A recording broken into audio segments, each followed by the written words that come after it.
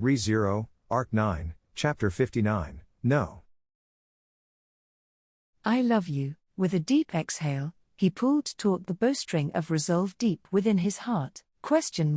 His exchange with those girls a moment prior, especially the consideration of Petra, caused an ache in his chest.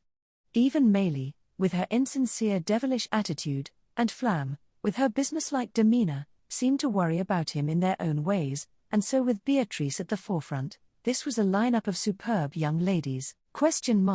As expected of the Lilimenser, I guess.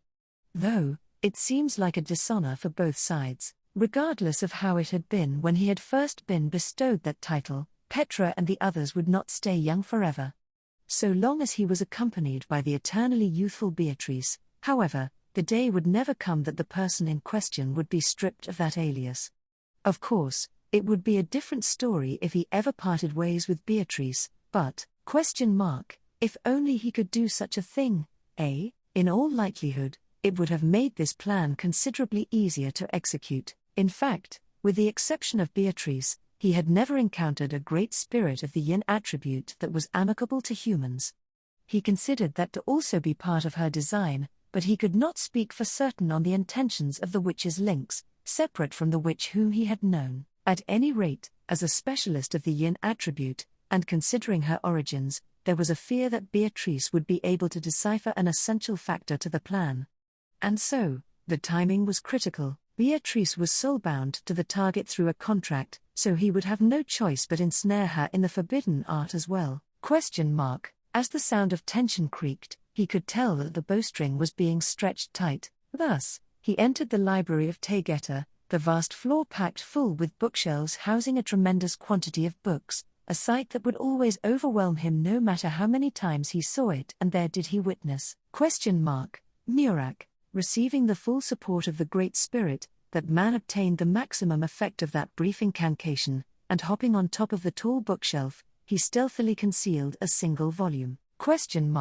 Even if he could tell it was a book from a distance, he could not discern just whose name was written upon its spine. The books of the dead in that library, aside from the titles, were all of the same appearance, with nary a distinction in their thickness. Upon consideration, it was a bit of a strange matter. There was no way that a child who succumbed to illness at the tender age of 5, and someone who died peacefully at the age of 100 after having lived a life full of ups and downs, would have books of the same thickness. There was no doubt that this library was a place that took advantage of odd Logna's properties, but it ought to have been the witch who had made them manifest in the form of books. In that case, why had the witch gone out of her way to create a library that was so difficult to comprehend? When you finally find that which you seek, you would not desire any excess noise, now would you? Vocalizing an utterance that the witch herself seemed like she might have said, it sounded like it might have really been the right answer, filling him with unpleasant feelings. To begin with, he wished to avoid recalling the witch as much as he could. Ever since she died, he found himself recalling the witch as if recoil from everything that occurred up to that point. Witch, there is nobody who can defeat you, you whom I created. For a moment, he pondered. If this was a library containing books that chronicled the lives of the deceased, then naturally, it stood to reason that the witch's book would also be somewhere around here. Thus, look at that, it is mine victory again. The voice to which he had plugged his ears, averted his eyes, and kept at a distance in rejection from his soul, the Book of the Dead of the Voice's owner, would also be located here. What do you mean it was your victory, Priscilla? In those unforgettable last moments, in those final minutes he had shared with her, she had worn that triumphant smile. The declaration of victory that had accompanied that smile, even now, he did not understand its meaning. Even if he understood, it would not change a thing. After all, she was no longer among them. After one passed away, it would no longer be possible to exchange words or feelings with them. But, even if it was purely a one-sided affair, this great library Pleiades made understanding possible. Am I an idiot? No, I'm definitely an idiot. Even though that sort of thing's nothing more than a pretext, everything was for the sake of the plan, a cover story to get that man and the others to console his heartbroken self, laying the groundwork for him to carry out what he had set out to do alongside the witch, the plan he had once abandoned. To think his heart would actually be swayed by that, it would be a tale far worse than going out for wool and coming home shorn. Above all else, ? Please, don't save me. If he were to read her book, if he were to once again be scorched by the radiance of the sun he had failed to keep from setting, then just like the day he gave up on being a following star, he might waver once more. The foolish star who did not deserve to be saved, would waver once more. That was why? ? Your stars were bad. Resigning himself to those words, he resumed his halted steps, and proceeded through the library. The singular book that had been stealthily hidden atop the bookshelf, although he had not seen the title of that book, he knew what name had been inscribed on its spine without even needing to see it. If it was a book of the dead that man had hidden due to finding it inconvenient, there was only one title that it could have borne. And, finding one of those same books had been an essential puzzle piece for the enactment of this plan. The 2 volumes he had wished to track down, those being the books of the dead belonging to himself, and to that man, had been found. So, all that remained was the time for action. Man, good grief. It's like I'm a mischievous kid who's getting up to no good in the library. He slowly walked up behind the man who spoke these words as he scratched his head. The other party seemed unaware of his approach, and parting from the bookshelf where he had just hidden the book. Man, it'd be a problem if Ezo-san, the very embodiment of a curious mind, were to find it. I mean, there's also the possibility that a bunch of people come marching in here, so maybe I gotta dispose of them all? How many volumes in total would there? ? Dispose of what, bro? Man, HK. As soon as he called out to the grumbling back, the other party's shoulders jumped up in an exaggerated motion. Slowly, the man turned to face him, a faint stiffness strewn upon his countenance, making it obvious that he was feeling guilty about what he had done. At the reaction of the other party, doing a clumsy job of hiding things, he deliberately made a grand motion of shrugging his shoulders. ? Oi, you're getting way too startled.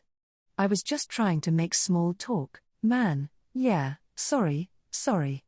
Someone hearing you when you're talking to yourself is actually pretty embarrassing, you know? ? I get where you're coming from with that, but I find it troubling that you're making me out to be the bad guy 'cause of that, yeah? Man, the bad guy. Drawing back his chin as the other party inclined their head, he directed his attention to behind himself. Then, waddling over from that direction with lovely footsteps, approached Beatrice. She wedged her small body in between him and the other party, and while puffing up her cheeks, Beatrice, hey, you, don't startle Subaru all of a sudden like that. In fact, whenever Betty isn't watching, Subaru has what's known as a flea's heart, I suppose. ? A flea's heart? Really, bro does? I didn't take him for that sorta guy, though. Man, if that evaluation's based on my boldness and audacity, I'll gladly take it in stride, but what the hell did you see in me to make you think that way? ? Let's see. Well, bro, I might actually know a lot more about you than you think, you know? Responding to the words of the man, who patted the head of Beatrice as she came to his defense, he took a moment to think before keeping it to a relatively harmless answer. If he mentioned any further information than what he had brought up just now, that was, the fact that he even knew about his inferiority complex and complicated crossroads with his parents before coming to this world, just what would he think? Of course, he would never do anything so foolish. He had been urged by those impulsive feelings many times, but on those occasions, he would endure it by fiddling with the metal fixtures on his helmet. A routine for when he went into deep thought, the metallic clank that warned him against forgetting about the plan. Beatrice, that is rather interesting, in fact. It is quite shameless to claim such knowledge about Subaru before Betty, I suppose. You are making light of the sweet relationship between spirit and contractor, in fact. ? It's precisely because it's sweet. Good grief, sorry for getting in the way of your passionate honeymoon. As he clicked and clacked the joints of his helmet, Beatrice stood with her arms crossed, thoroughly offended. Shrugging his shoulders in an effort to not upset her, the other party awkwardly scratched his cheek. Man, nah, don't worry about it. Biko and I get all lovey-dovey whenever time allows it, and right now, well, see? We've got to prioritize the library, don't we? ? Thank you for accommodating me on everything, yeah? No, Seriously, no joke, let me thank you again. Even if it's just 3 days, it must have been troublesome to set aside this time for me. Biko-chan, I'm sorry for bringing bro along with me. Thanks for coming with us. Beatrice, Betty and Subaru are one, so it is a matter of course that we are together, I suppose.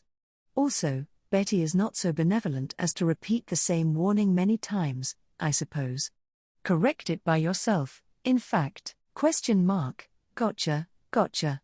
She's very kind, your kid, man, NGH, yeah. The man gave a wry smile, struggling to get his words out, and Beatrice gently clasped his hand. For some reason, the conversation was not quite bouncing along. Though it brought him no joy, he and the other party had good, responsive chemistry, and the tempo of their back and forth ball game of a conversation ought to have flowed smoothly. For it to have become this stilted, was perhaps because he had thought something inconvenient had been spotted. Perhaps, it was because he had concealed a book different from the one he had expected. For instance, could it have been one of the 2 volumes he had envisioned just earlier? Man, Al. How are you feeling? ? What kind of question is that? It's like you're the parent of an adolescent who's struggling to get a grasp on a sense of distance. As you can see, no results just yet. I thought that it might be possible in 3 days, but man, I'm really at a loss with this number of books. It's really on the level of finding a single needle dropped in a desert, isn't it, man? But, don't give up, man. Let's search properly. I'll also do my best to help. ? Oi, bro. Just when he thought that, the other party suddenly adopted a proactive position, taking him aback. Time and time again, the other party had vowed unwavering sincerity towards him, proclaiming that he would be of help. Neither did he think that was a lie, nor did he find that aggravating in itself. After all, he had no expectations. That which he had hoped for the most, that which he had wished the man to do, he had not done. That was why? ? Knock it off with the sentiments that muddy up exactly which one of us had wanted to come here in the first place. It wouldn't make any sense if I'm not getting as enthusiastic as you, bro, man, then do it. Let's do it, as if it were a matter of life and death. For 3 days, we'll give it everything we've got. Then, a tremble ran through that voice. Not his own, he heard the voice of the other party trembling. He had far too much empathy, or perhaps, a wave that already ought to have passed had come crashing back in, stirring those emotions anew. The feelings of regret and lamentation were things that man felt far more than the ordinary person. He knew that well. Between himself and this man, they were the only 2 people throughout the entire world to possess it, the curse of their authorities. Merely, there was the man who could use it to save those whom he loved, and then there was his own self, unable to do the same. Thus, so long as the man's love was allowed to persist, it would eventually be born.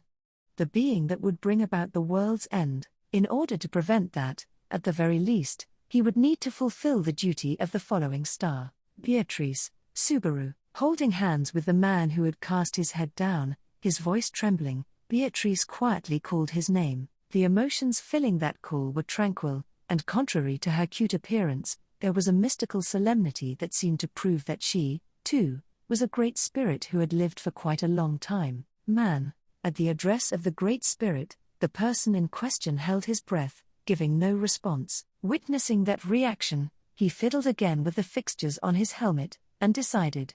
After another comment or 2, finishing the verbal rally, he would begin. As the other party had stated, they would be searching the library in this tower for a period of 3 days. The more of that time limit he depleted, the more his head would start to wander elsewhere. Ergo, he would take action before that could happen. Man, 3 days, is that not good enough? The man's words, spoken as if wringing them out, sounded a bit desperate. Was that perhaps a reflection that he was also getting a bit nervous? It made him think for a bit. If he did find the Book of the Dead across a 3-day search, and could fully glean the emotions that woman who was no longer among them had left behind in her final moments, what might happen? He could say it with certainty. It would not change a thing. These wounds would never be healed, and this pain would never fade. To begin with, he desired no such thing, and so, In response to the question, the other party had hurled his way, despite knowing that it would be a complete divergence from what he had actually been asked. He deliberately answered with the following question mark: "Your stars were bad." Even for himself, it was unclear whether he viewed those stars through a positive or negative gaze. Present in this place were two stars, the Pleiades and Aldebaran, nay, Subaru and Rigel, and as they faced off, it was unclear who was being condemned as at fault, and who was being consoled as having done nothing wrong, even for himself. Aldebaran, he had gotten far too emotional. He had also done a poor job in keeping the conversational rally going this time. If he kept going like that, he would quite likely get drawn in and find himself uttering something that could be perceived as suspicious. He had already decided. He would do it on the next one, he had decided. The other party who had fallen silent, the man who had been named for the stars, and bestowed the names of the stars, after he finished his next remark, it would commence. Passing mana through his gate, formulating the technique, he opened up the entryway for the forbidden art. Then, Subaru, then, his eyes met with Natsuki Subaru's, a face on the verge of tears. Subaru, old Shamuk, an incantation, one not of his own. He understood. Once again, in the battle he had needed to win no matter what, Aldebaran had been defeated. Look at that, it is mine victory again. Alongside the triumphant smile of the lovely woman he could never get back, he heard her voice. The next instant, the world of Aldebaran cut to black. Natsuki Dono, while it may not serve as any comfort, your fears were not misplaced. He had been needing mana, formulating a technique. A single slip-up, and you likely would have found yourselves in completely opposite positions. I fully support your judgment as having been the best course of action. Having stood witness over the entire affair, the words of the dwarf of Ezokadna served as no consolation to Subaru's heart whatsoever. Just as he had said, was there really no other way to settle things without anyone getting hurt? Captain, my amazing self doesn't really get it. It's just. Even though I don't understand anything, my amazing self can just say this. I'm so happy you're safe, Captain. Just like Ezo, tasked with monitoring the situation, the one who was like a younger brother to him expressed his feelings of frustration as he embraced Subaru's shoulders with his burly arms and straightforward words. And he was not the only one nestling close to Subaru. Beatrice, Subaru, you made a decision, I suppose. Even though Betty could have taken it all on for you, you still got yourself hurt like a fool. In fact, Subaru, Beatrice, but Betty and Subaru performed that forbidden art together, I suppose. Subaru prepared the technique, Betty formulated the spell, Subaru performed the incantation, and Betty passed the mana through.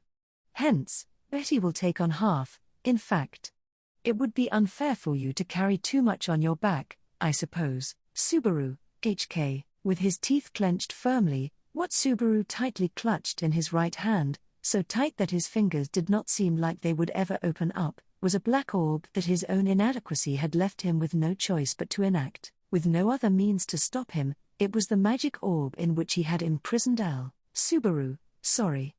There's somewhere.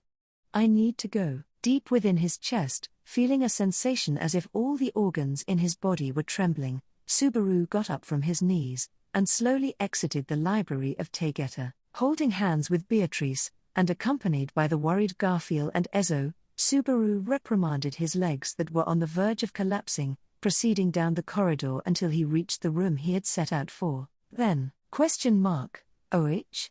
Oni-san, what's the matter?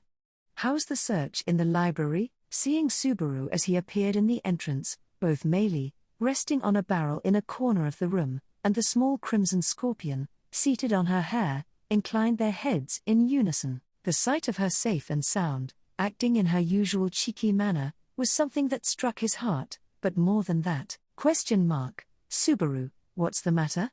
Did you forget something? Hearing Meili's voice, the girl who had been facing the other way turned to his direction. Using a cooking utensil with a magic stone to stir the pot, she blinked her round eyes as they reflected Subaru. Subaru, laying his eyes upon that girl, Subaru's body and soul reflexively tensed up. After seeming a bit puzzled for a moment, She immediately stretched out her folded legs and asked Subaru. Then, facing Subaru directly as he walked forward with unsteady, tottering steps, "Girl, Beatrice-chan, did something happen?" For some reason, Subaru is, "Beatrice, something did happen, I suppose." But, Betty shall not say what, in fact. Merely, it seems like he had an overwhelming urge to see Petra right now, I suppose. Girl, me, confused, the girl Petra, wore a look of surprise at Beatrice's answer. Seeing those abundant changes in facial expression up close, the tension in Subaru's cheeks slowly dissipated, as Meili sighed a meaningful Behind him, Subaru gazed at Petra head-on, and after a moment of hesitation, "Subaru, Petra, this is gonna sound strange, but can I hug you, Petra?" "Well, you can hug me without even needing to ask." Actually, you shouldn't do that. Just thinking about it makes my heart pound and seem like it's going to burst." As Petra smiled mischievously, before she could finish giving her gentle reply, Subaru reached his arms out and pulled her body close, embracing her within his chest. Petra, At the sudden embrace, Petra could not hide her confusion. For a girl who, before he had even realized, was rapidly gaining nerves of steel, becoming better and better at not being shaken by anything, this was a clear discomposure to the point of being unusual. But there was not a single person here who would make fun of that fact. After all, Petra, "Hey, Subaru, are you okay?" A hand reached out from within his chest, softly caressing Subaru's cheek. At the question of the girl right before his eyes, so close that they could feel each other's breaths, a distance where even the beating of their hearts collided, Subaru swallowed his breath and forced a smile. "Subaru, of course, I'm okay." After all, he had to have been. After all, Petra was here, doing so well like this, and it was not just Petra. Beatrice, Garfield, Meili, Ezo, and Flam, they were all unharmed.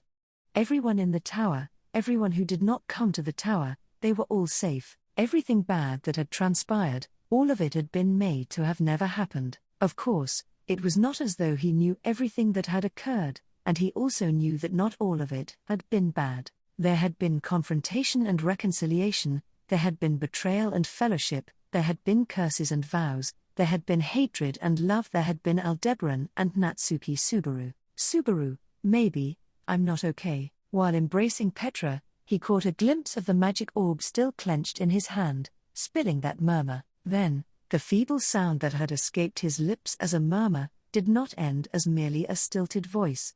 Little by little, his feelings morphed into tears, flowing out from the corners of his eyes. "Subaru, no." By puffing out his chest and declaring that he was okay, he had wished to repay Petra and the others, who had deemed it acceptable to force Subaru's return by death, undoing many irreversible things in exchange for a world left behind. He could not bring himself to do it.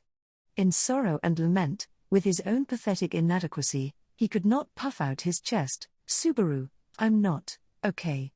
HK, to Petra, who had offered up so much as compensation, to Rem, who ought to have regained everything, to Emilia, who never gave up on trying to converse with Al up to the bitter end, to Beatrice, who had deciphered the mechanisms of the forbidden art while sealed together with him, giving Subaru a trump card when he returned by death, to all the people who had participated in that battle, both those who Subaru knew and those who he did not, to absolutely everyone, and finally, to Al, whom he had failed to get the chance to properly talk to. "Subaru, I'm sore." "Petra, Subaru." Suddenly, a sharp, loud voice cut off the apology he had been on the cusp of vocalizing. It was the voice of Petra, looking up at Subaru from within his chest after having held her tongue.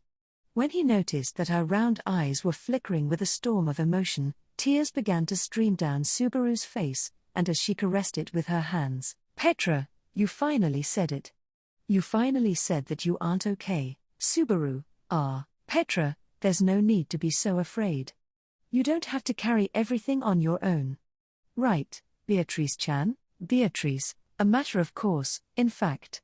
Betty is Subaru's partner, I suppose." Encouraged by Petra, Beatrice tightly hugged Subaru's body. As Subaru was bewildered by the warmth of the two girls, Petra continued to smile. "Petra, Meili-chan, Meili, eh? I'd rather know T. Petra-chan and Beatrice-chan should be enough. Petra, Meili-chan, Meili, fine. Hopping down from the barrel, Meili walked up next to Subaru with a sulky face while emitting an air of half-heartedness, lightly tugging on the hem of his clothes. As if in place of its master, the small crimson scorpion leapt off of her hair and onto Subaru's shoulder, nestling its body close to his cheek. Petra, Garf-san, Garfield, yeah. Captain, Subaru, whoa. A huge amount of force crashed into his back as if it had been waiting, causing him to reflexively raise a cry of pain. Desperately holding his ground to avoid tipping over and crushing Petra, he endured it. He had endured it, but, Petra, Ezo-san, Flam-chan, will you join us as well? Ezo, I am an outsider, so I shall refrain. Still, I stand by Natsuki Dono. Flam, I only just arrived here, and have yet to fully process the situation, but understood. The presence that only arrived later, without hesitation, nestled close near his right hip. Now, in every direction, he was being completely embraced without any escape, swarmed by such warmth. Subaru unwittingly exhaled a ha. Subaru, what's up with this? From an outside perspective, in reality, Ezo was looking on as a bystander, so from his perspective, just how foolish must Subaru and the others have looked in their current state? With everyone all clumped together like this, it must have looked stupid. Petra, it's fine. After all, the one who told me that I'm an idiot was none other than Subaru. Subaru, did I really say such a thing? Petra, you did. Subaru, among all the people I know, there's probably not a single person smarter than you. Petra, he truly believed that. Surely, that was the case. And so, it was obvious to her, clever as she was. Amazing. This was what it truly meant to be wise. There was a big difference from someone like Abel, who was just a clever idiot. Subaru, I've decided. His face was still covered in tears, he was still stuck in place being embraced by everyone's kindness from all directions, and he had just admitted that he was not okay in the slightest, but he had made up his mind. Subaru, Al, it seems like you hated me so much that you could never forgive me, but he did not know the true reason behind that. Only, he would not let things end without finding out. So much had been on the verge of ending, but thanks to the determination of many people, unwilling to allow that ending, it had been averted. Hence, although he was not okay whatsoever, Natsuki Subaru had decided, that was, Subaru, I, no matter what, will definitely save you too. Even if he had committed abhorrent deeds that would have made him the enemy of the world, everything, both the good and the bad, had been made to have never happened by means of return by death. Thus, that was Natsuki Subaru's vow. And, hearing that vow of Natsuki Subaru's, Petra later gave a satisfied nod. Petra, that's my Subaru. Indeed, the girl, who had not become the Witch of Tristitia, smiled.